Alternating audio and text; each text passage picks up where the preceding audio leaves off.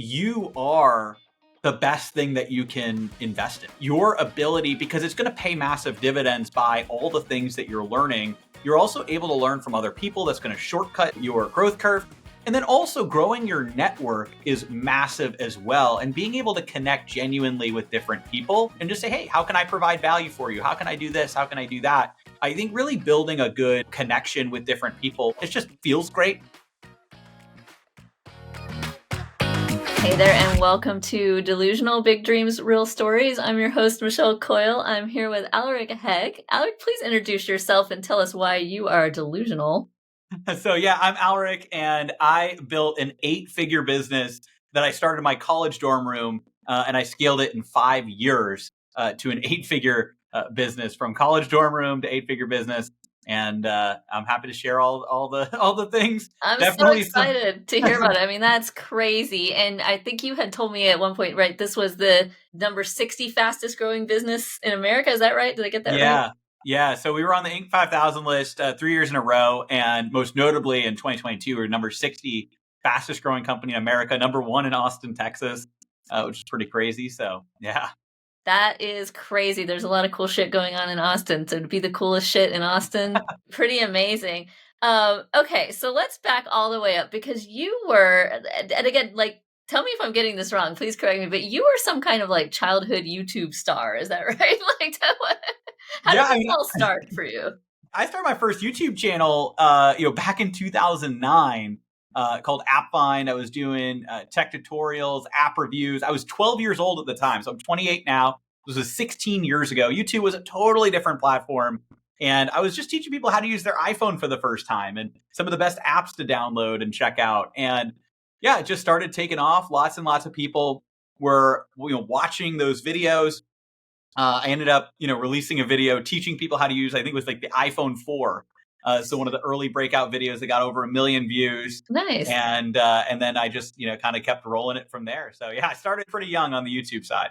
Okay, so you're 12 years old. You're just, fucking around with your computer, and you start making YouTube videos. Did your parents even know, by the way, that you were doing this at the time, or were you doing this in secret? So they knew. So the thing is, they're always very, very supportive, even if they don't, really understand all the things that I was doing. But they've always been really supportive. And I think that. So one of the things was I actually wasn't, when I was a kid, I wasn't allowed to have video games, right? And so they were very strict about that. And so when I wanted the iPod Touch, they didn't really understand like what the iPod Touch was, that it had video games on it.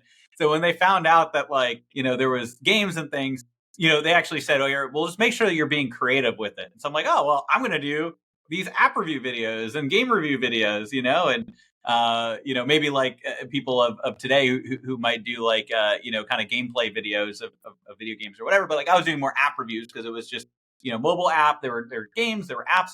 And I was just showing people what are the best apps and games, because at the time, basically everything was paid, right? So it was like, 99 cents. So people wanted to know like, okay, how good is this app? How does it actually if work? I'm going to pay 99 cents for it, I want to make sure it's good. Exactly. Got to do your due diligence for 99 cents.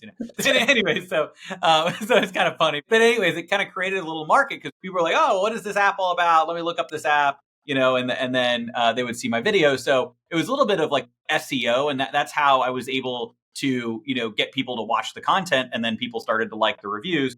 But the videos that really took off were my videos where I was doing a complete beginner's guide to the iPhone. So what ended up happening, because I became like really, was able to use the iPod Touch, and then, got the iPhone. And then when my dad and my grandmother were both getting like the iPhone for the first time, it was like, all right, it's up to me to teach them how to use it.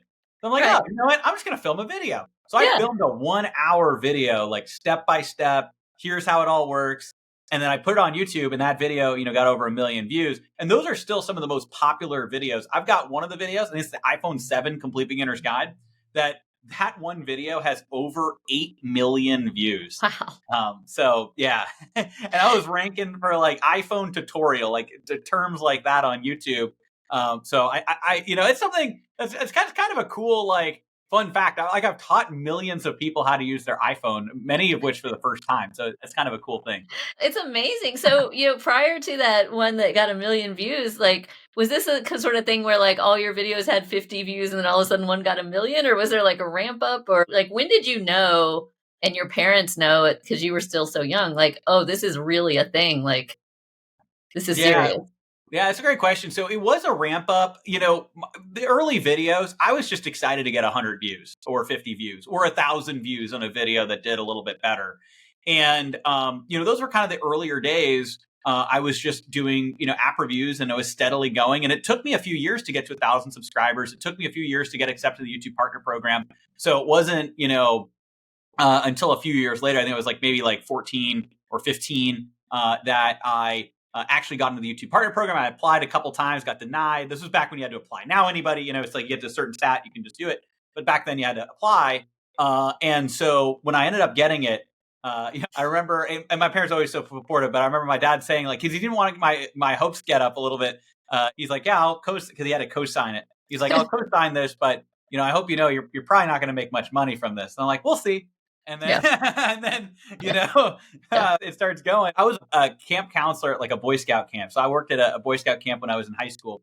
And I remember realizing that, like, I was making way more money on like I had Saturday off. I would do a YouTube video, way more money on the YouTube videos I was doing on Saturday than the entire week that I was like, because I was for the whole summer, I was like a camp counselor or whatever.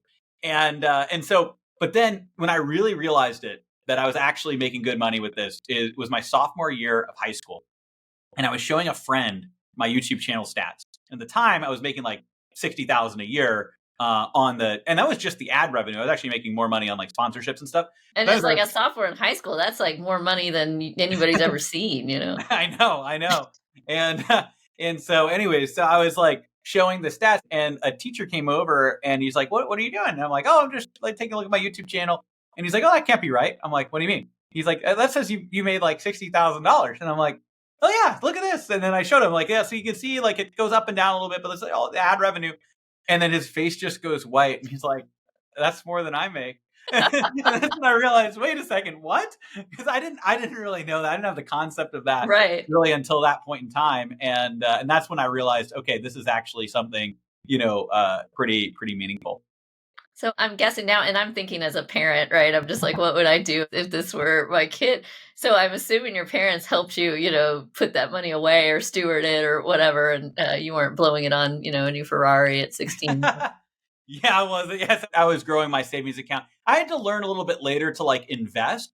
So I wasn't spending it, but I wasn't. We were like, so I grew up like it was more like a middle class family, right? So we were savers, not necessarily investors. I learned that like later on, and all of that. But also we weren't spenders either. It wasn't like just spend the money that comes in. What was instilled in me was to save the money. Now I've got more of an invest mindset, right? But basically, I was basically just stashing it away, and then I was able to use that to help pay for college, which was great. So that was a big piece as I went to college and stuff like that. To not have to do student loans, and my parents supported as well, but there's a certain amount they were doing, and then with my brother and I, and then I was able to not have to take out student loans and just put my contribution in. That's awesome. Yeah. Was there like any like splurge thing as a 15, 16-year-old that you were like, I'm going to go get this one thing with my money? Well, the obvious one was an iPhone every year. So not many, but also I was like, hey, I'm going to do a review, and all of that. And you write it off. Yeah, exactly. Write it off, which is something that I realized a little bit later. But once I realized, I'm like, oh, this is great. Write it off. And then, and then in college, definitely getting like the, higher end MacBook, and I actually reinvested into things in the business. But over time, I think the thing that I spend a little bit more on now, I like to, and even in college too, like I like to have good food and stuff like that. Now I've learned, what food, serves me a little bit better. So I've got my nutrition more dialed in than in the past. But regardless, I've always liked to kind of, a little bit of a foodie. So I like to, have different things. So honestly, in college, that was probably one of the things. I was somebody that was like, not just doing the dining hall food. I was. You weren't like doing ramen in your dorm room over a hot plate, like the other kids. Yeah. So I think that's probably, but other than that, like I was really focused on the business, and I ended up hiring multiple people while I was in college to, and kind of just like small things, right? Like on the side, but, hiring them to be script writers and video editors and you know, people posting to my other social media platforms and business development representatives to like respond to emails and all of that. Amazing. Amazing. Okay. So a lot of people in that position, I'm still kind of in high school with you here. Like a lot of people, they start making money. It's obviously a thing. It's been going on now for years. And you get to 18, would have said, well, I'm not going to go to college. Like I'm already making money as I don't know if creator was a word at the time, but now what we would call a, professional creator. What was the decision for you to go ahead and go to college? What did you study in college? Yeah, so that's a great question. I think part of it was definitely, so there's two pieces. One, I went because, you know, I wanted to go for myself as well, but also I think like it was just instilled, like I wasn't really a question in my mind, to be completely honest, because like my parents had instilled like going to college, it's like I said, it's like the saving and going to college was a very like, that kind of mindset. And I also really appreciate them. They raised my brother and I really well. And so, that was one thing. So it wasn't really a question per se. Now, where I went to college and what I did changed a little bit. So like earlier on, maybe it would have been like, oh, I might want to go to a more like a very rigorous like private school. And I got into, I didn't get into any of the Ivy stuff, but like I got into some like, private schools. And I remember one of them and they were like, okay, well, your business was great to get you in here, but you're going to like focus on all of your coursework, of course. And I remember like, well, why wouldn't I want to run my business. I want to scale my business. And they're like, oh, no, that got you in the door. But, you're going to be learning like, all this, whatever, like this, how to be a, business 9-to-5 manager or whatever. And so I decided, oh, no, I don't want to go there. I even got a bigger scholarship at a private university that technically at the time was more prestigious. I decided, no, I want to go to the, the top, state school, UMass Amherst, which basically, and then Eisenberg School of Management. So I used to live in Massachusetts before. Now I'm in Austin, Texas. But anyways, I was out there. I went to UMass Amherst, Eisenberg School of Management. And the reason I decided to go there was because I met the head of the entrepreneurship department, Professor Burton Cowden at the time, who's fantastic. And basically what he said is, this is great. We want to champion you building this business and doing it while you're here. And we've got our entrepreneurship center. And so they were just very, like I realized I could build my business and have it be an incubator for the business. And I do think that it was the right decision for me because it allowed me to have structure around, I knew where I was. I was also around people that I could actually easily hire, which was kind of funny too. It's like, and, it gave me a stepping stone, whereas I don't know what would have happened if I just kind of went completely into like, oh, I'm now just doing the business on my own. I might have even have felt more pressure to do things more quickly, which may have actually decreased my ability to innovate versus, I was able to innovate. And that's why I tell people sometimes I'll go and give like a virtual guest, talk at the alma mater for one of my other professors that teaches like a marketing class there.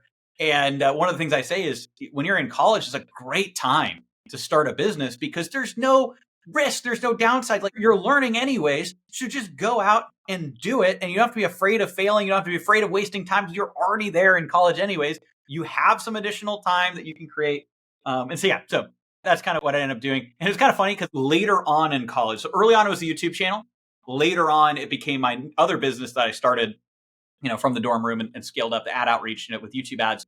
And when it was that business, what I did is I had more flexibility over my schedule. So I stacked my schedule. I did this for like 3 semesters. I basically stacked it so that I had all my classes on Tuesdays and Thursdays. Mm-hmm. And except maybe like one that I had a different day. But in general, like all on Tuesdays and Thursdays, I basically didn't even have any time to eat like lunch.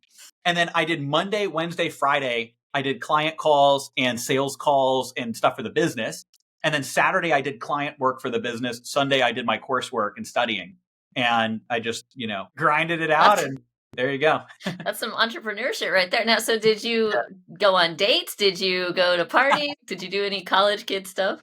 Those are the things that I sacrificed. I'll just be completely honest. Yeah. But at the same time, I did the thing that was right for me, that I wanted to do for me. So I did not really, like, I can literally count on one hand the number of parties I went to in college, which is crazy. Like, I'm not even exaggerating. Like, it's probably 3 or 4. I can't remember. It's one or the other. Like, basically, it's like, it's not that many. And then like in certain elements of social life, I didn't really like, expand that at that point in time. I was very focused on the business side. Early on, like my freshman year, I was like actually bullied for that, which was kind of crazy. It's like, because I didn't want to like, I wasn't really going and socializing with all the different people. Everybody was partying together. It's okay. But at the same time, like you just got to commit to what you're doing. But what I did have is I did have a social outlet there. So basically there's an entrepreneurship club, and it started out like a couple dozen people. And I remember going and basically being like, I want to, basically like help grow this club. So I literally like before the thing even started, like reached out to the person who is like in charge and the president of it. And I want to be your director of marketing. I want to help grow this club.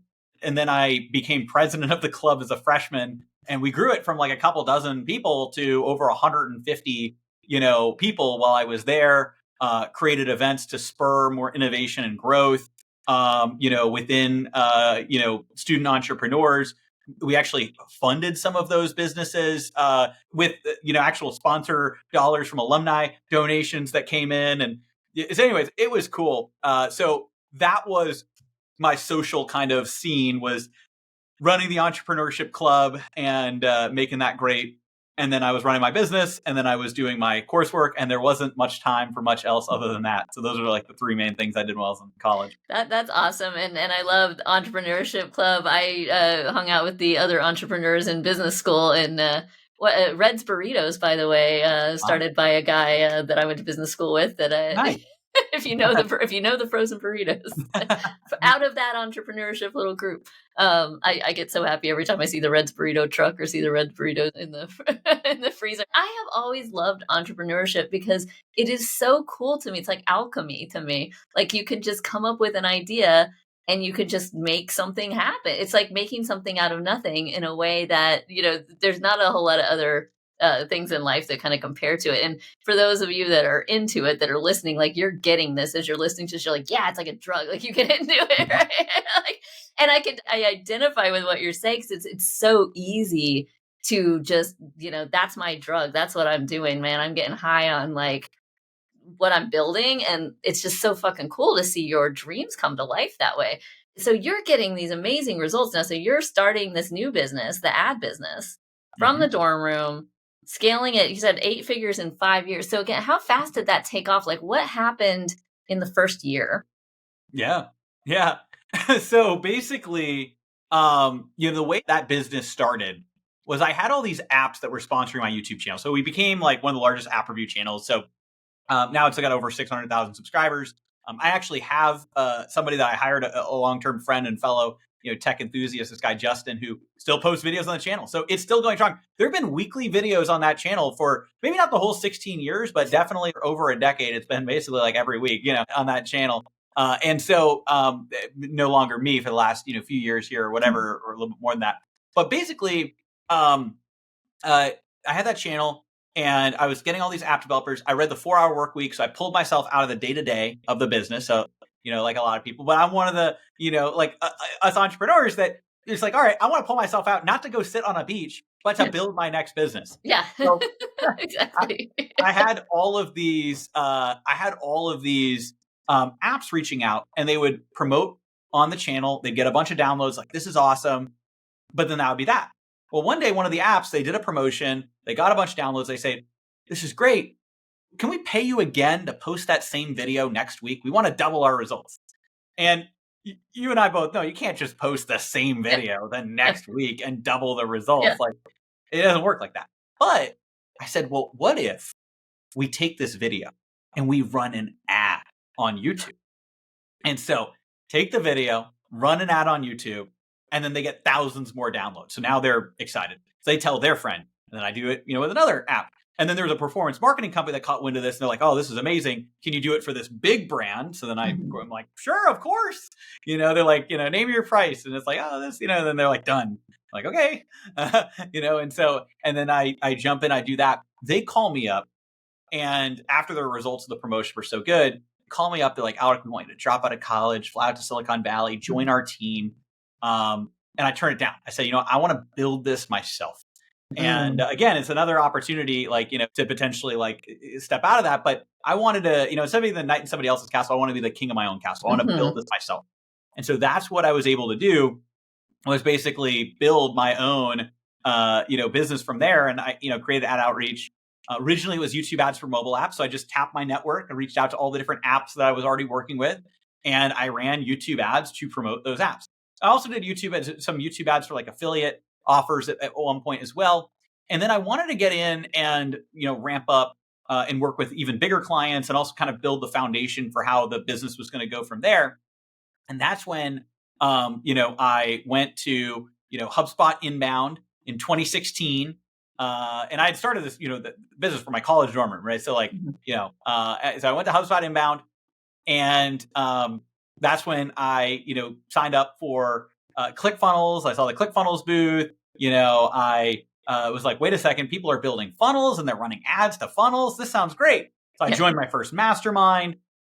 And then in the mastermind, everybody was running Facebook ads to mostly webinar funnels at the time. Yeah, that's how I made my money the first time, was a Facebook ad to webinar funnel back in the day, to sales call, right? Like Facebook ad to webinar, book a call, profit. Exactly. And that's exactly what people are, and this is probably that exact same time frame, right? That took, 2016, 2017. Yeah.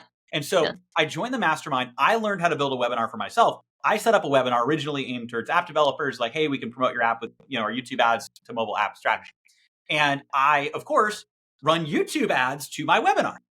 My show rates were really high. My conversion rates were really high. The thing was, though, the app developers, because a lot of them maybe weren't as funded, that, that maybe wasn't the core audience, especially as the apps were kind of past their heyday. But everybody was looking at the stats that I was getting, like, how are you doing that? I said, oh, well, I'm just doing like the same thing you guys are doing. I'm just running YouTube ads to the webinar instead. So naturally, everybody's like, well, can you show me how to do that? And so then I started helping businesses with YouTube ads for their webinars, and then, VSLs later, and, all kinds of different things. And so basically it became me helping them with YouTube ads. And that was like the unlock. And, doing that through, the college and the end of college. And then once I graduated from college, it was like rocket ship. And actually that really was the rocket ship. So basically I graduated in 2018, and that growth from, when I graduated, so 2018 to 2021 was when we were able to get number 60 on the Inc. 5000 list. So basically we had over 6,000%. It was like 6,051% growth in a 3-year period. Wow. So we 60x the business from like, but also it was like I was building it up, and then when I could fully focus on it, we just took off like a rocket ship, and just kind of went from there. Amazing. And I was going to ask, so you did go ahead and graduate from college. You didn't like off ramp from college, and that's great. And I graduated early too, which is so fun. You're just like, check, did what I was supposed to do, and now I can focus on becoming a bajillionaire. Okay, so the whole thing takes off now. I coach entrepreneurs for a living. I can tell you, when businesses start to scale fast, a lot of shit breaks internally.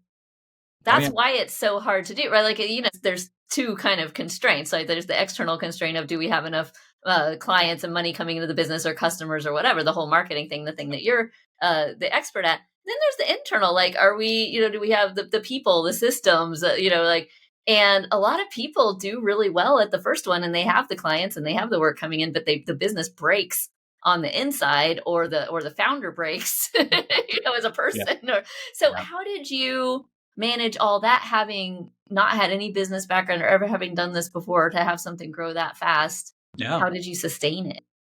Yeah, so a lot of different mentors, and I'm a huge believer in investing in myself, and growing and constantly learning and looking to grow. And so, I've worked with many different mentors over the years, and always kind of share the different things with them, and been in different masterminds, different programs.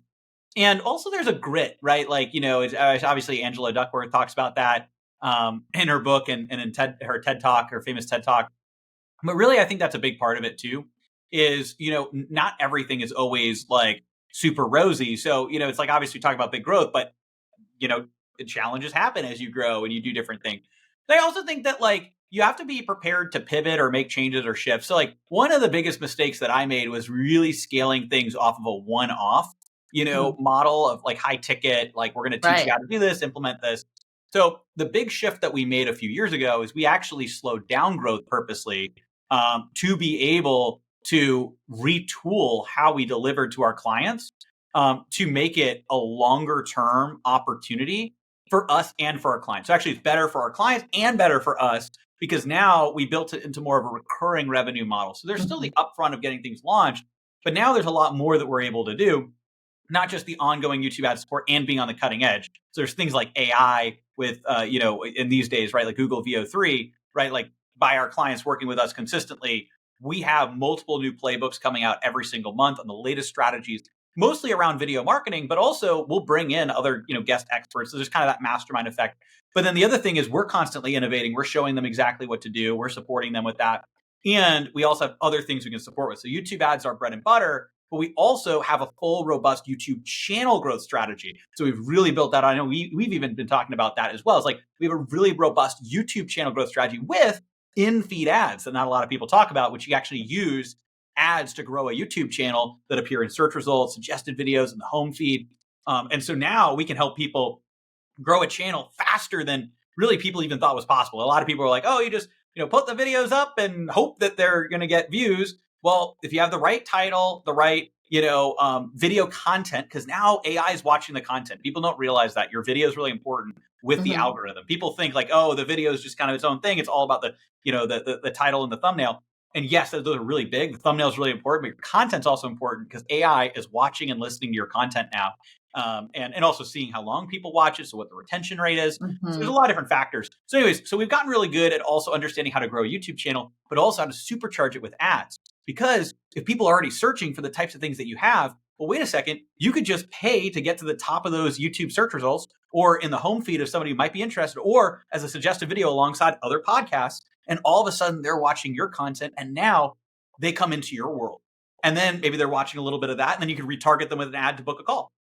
So it's a whole ecosystem. So we're supporting with that. I built out different software tools alongside that as well, which we can talk about. Keywordsearch.com is like AI ad targeting software. Thumbnailcreator.com, my new YouTube thumbnail AI generation software, which is really exciting. We just launched that a month ago, and that's taken off like a rocket. I love what like an excited nerd you are. Like I'm saying that as such a compliment. I hope you receive it that way. I'm a nerd. Yeah.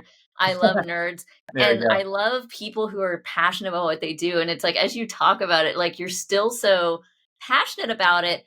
People often will lose that because as we grow businesses, right? Like you become, in that first stage, it's like, well, you become a manager first and then you become, and it's, and all of a sudden, I don't know if you had this stage, but I had the stage where it was like, I feel like all I'm here to do is like sign checks and listen to people's problems. And like, it's like, this is not, I wanted to actually do what the business was instead of, the running the business. But did you ever have that pain point or I know you got mentors that helped you figure out how to run the business, but like you must have had at some point some key employees or key team members or people that plugged in and really like started to take care of the operations or the internal part of the business so that you could be out there nerding out and creating new tools and innovating new shit. Yeah. So I had a COO, well, and she had started she started as my intern, which was kind of funny back in college. And I just so happened to literally find someone whose lifelong goal it was to be a COO of a marketing consulting company. Amazing. So like, well, let's rock and roll through entrepreneurship club. And I'm like, all right, well, let's do it. And, and that was amazing. And she was on the team for 7 years. She actually only recently at the beginning of this year left, she started a family. Well, she got married and has aspirations, starting a family, different things. And so she's taking a different direction. But, I have so much appreciation for, what she was able to help us build. And we built out a lot of operational structure. So even though, she's not currently a part of the team, she's a really big part of, helping us build a lot of that up. Now we also have some other fantastic people as well, again, and like on our executive team. And I've got a really great director of growth, Angie, client services director, Dave, sales manager, Aaron, and then also, operations manager, Natalie, who, is kind of Julia had trained really closely. So anyways, I've got a fantastic, so kind of like core, bigger team. And then of course, or core team. And then I've got my extended team as well. We've got about 28 people, I believe, right now. So it's great. I think also that's a really good size for right now. Basically, we had grown. So you talked about, potential challenges, and I think it's important to share because I think people they're like, oh, it's like, oh, you launched this in college and it's like up and to the right, you grew 6,000%. Like, yeah, but there's also challenges along the way too. So basically, in like 2022 going to 2023, we faced a few challenges where there were some issues on the sales team, and also the market had shifted a little bit in the coaching industry. I'm sure you felt this too. Like Oh coaching yeah, industry in yeah, it was healthcare, rough. really, yeah, exactly. Like Everything was working and then it all broke, exactly. And that was also and we didn't feel it as immediately. It was more of our clients feeling it. And then we're like, wait a second, but those are our clients. That's where our revenue is. So anyway, Right. it's one of those things where, that was a little bit challenging. And so, we faced some challenges, and, for the first time went backwards a little bit, in terms of our revenue. And also, we had grown the team to like 55 people. Mhm. Right. And so it's just really, really, it got bloated a little bit. I also had a problem internally. Like I didn't want to let people go. Yeah. So I had to work through that basically, too. Yeah, I it's know really tough. It's it's really hard to so have to let tough. people go. And I realized at that point that I had never actually let somebody go because there was potentially either a better person or they weren't a fit. I had Mhm. only ever fired people or people left me at that point. It Mhm. was crazy. I didn't realize. I had a realization. Wait a second.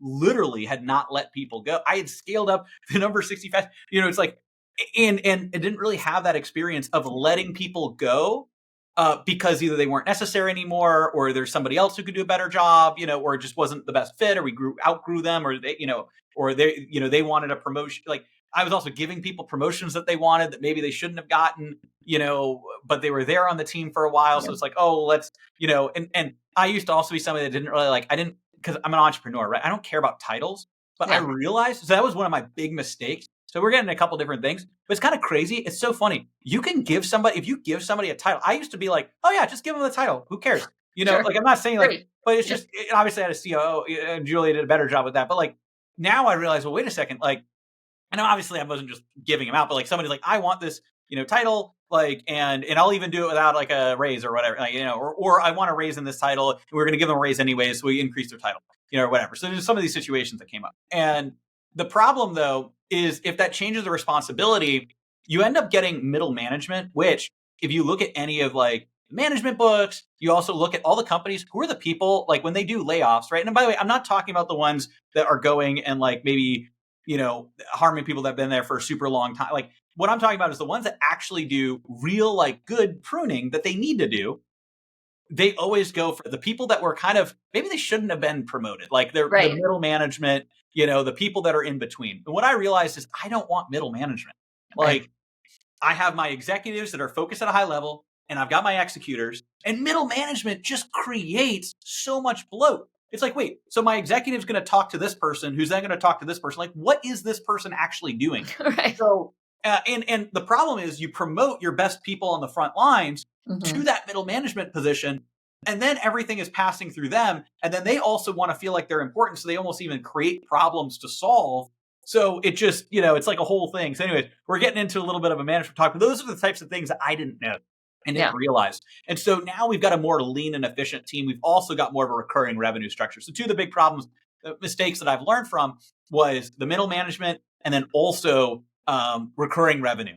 Because when we face some of those challenges, we're like, oh no, we've got all these expenses, and we, and a huge team and a gigantic payroll, multi, 6-figure payroll. And I'm like, but we literally had no recurring revenue. And so it's like, Yeah. wait a second, because we were all selling individual packages. Yeah. Now we were selling a lot of packages every month. So I pivoted the entire business. I said, let's pull back. We're going to slow down the sales stuff. We're going to streamline the team. We're going to effectively prune, and restructure things, which can feel challenging, but actually sometimes you need a prune to grow back, bigger and stronger.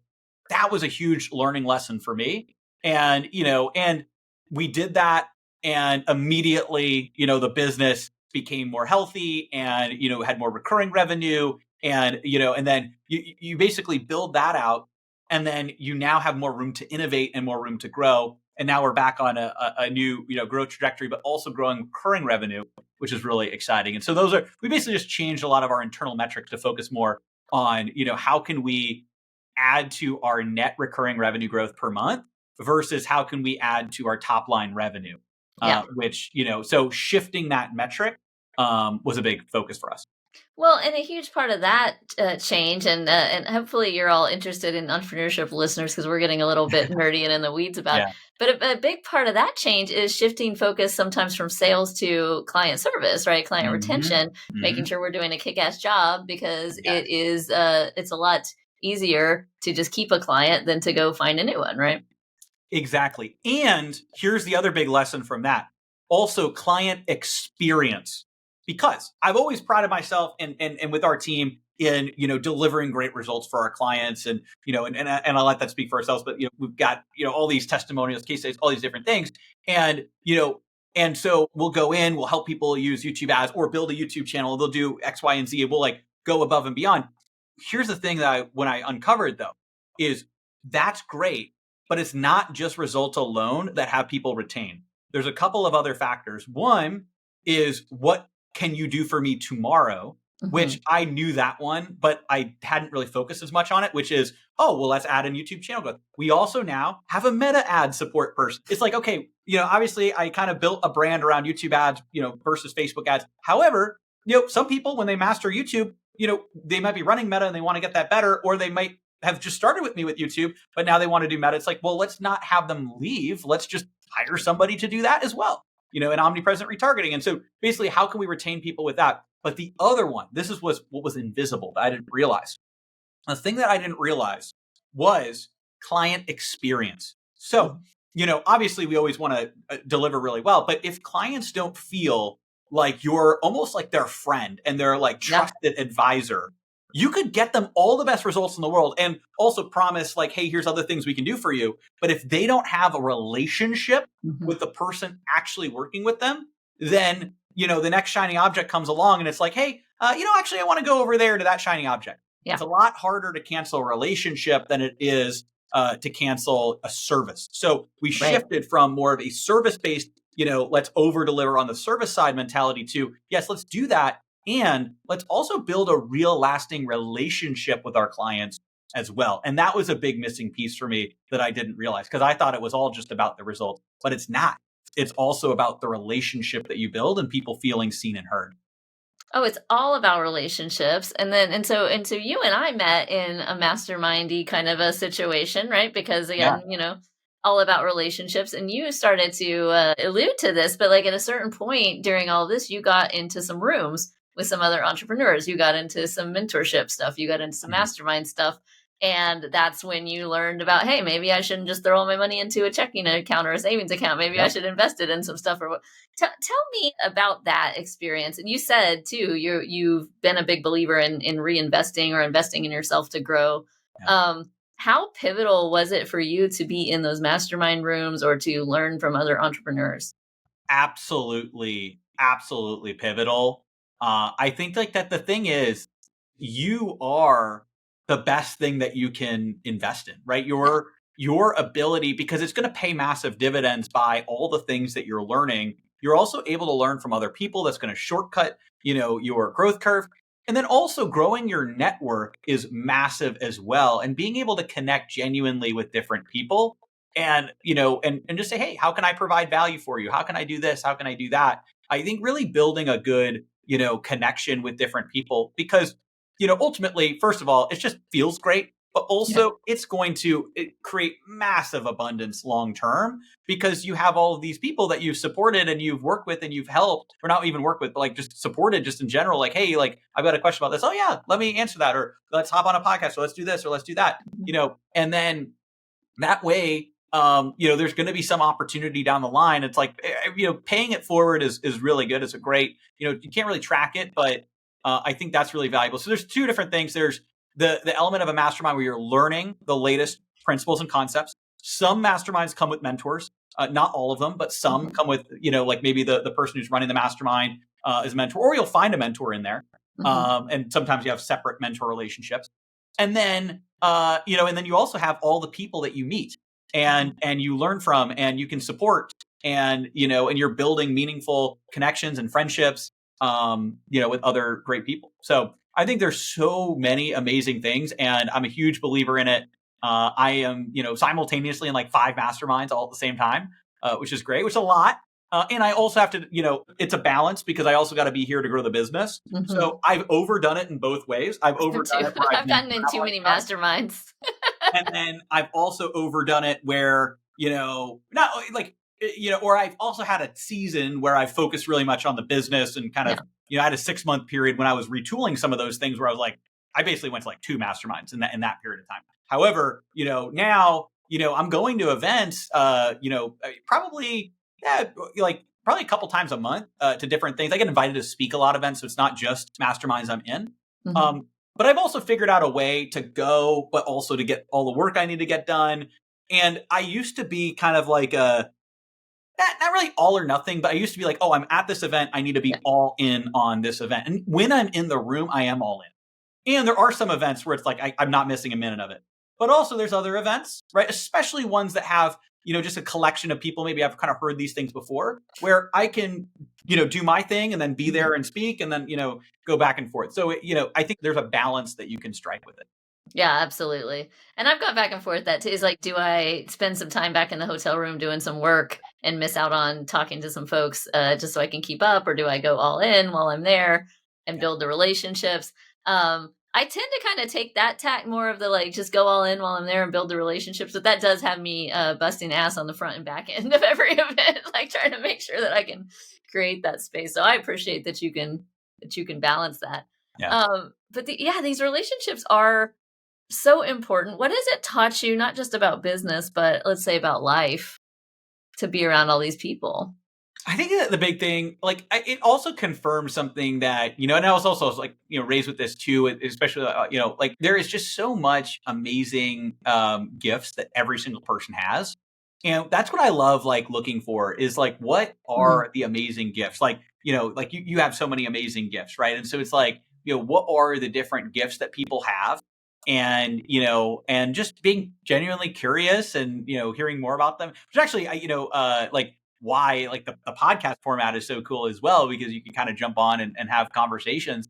But there's just so many amazing things that everybody has to offer. And I like to go, like, I know, in a room, I have this like mentality is like, if I'm talking to somebody, I was meant to talk to them. And there's some way that, there's some value, there's some like, thing that either I can learn or they can learn from me, or ways that we can support each other. And maybe it's not today, maybe it's in the future.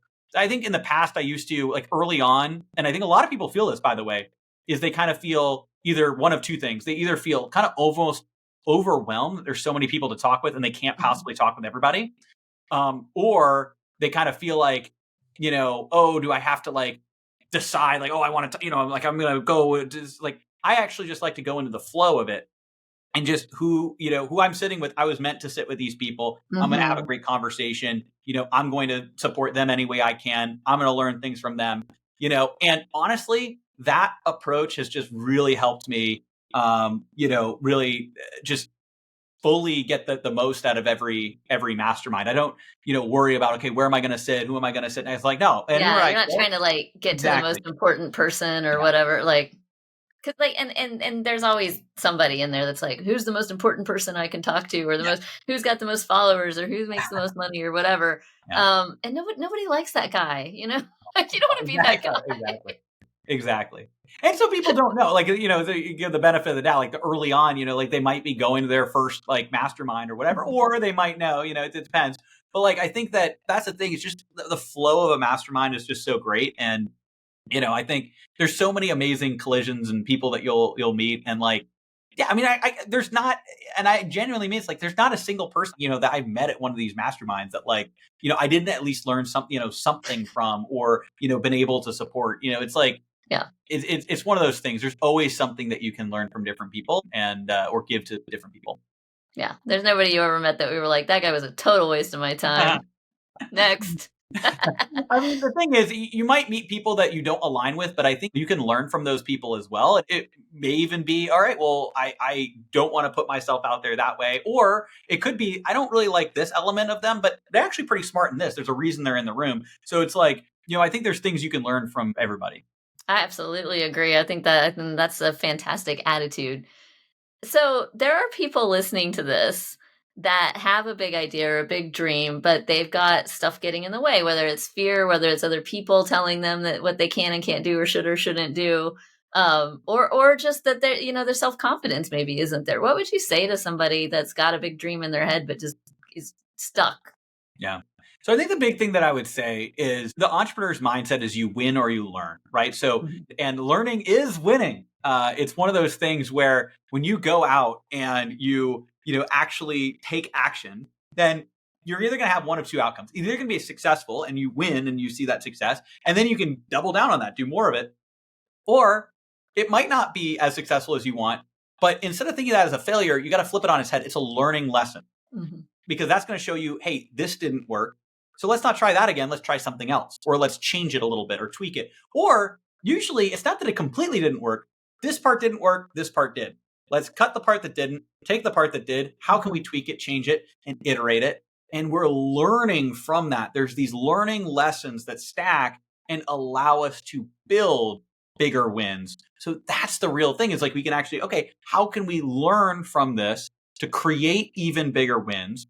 And in the future, and if everything is a win or a learning lesson that then therefore propels you forward, the only thing there is to take action and to actually get started. Yeah. So And be there you go. excited to learn. I love it. That's good stuff. Exactly. Alec, where can people find out more about you, more about your company, if they want to think about working with you? Thank you. Yeah, so I got a free gift. It's our 19-page YouTube marketing strategy PDF. It's adoutreach.com/gift. That's Nice. adoutreach.com/gift, adoutreach.com/GIFT. I also have a book that is coming out. And right now there's a wait list, but it's going to be out very shortly. So depending on when you're watching this, it's called Video Authority, the art and science of converting viewers into clients. Really excited. I've poured my heart and soul into this book last 3 years. Spent a lot of time working on it, and I'm excited for everybody to get to experience it.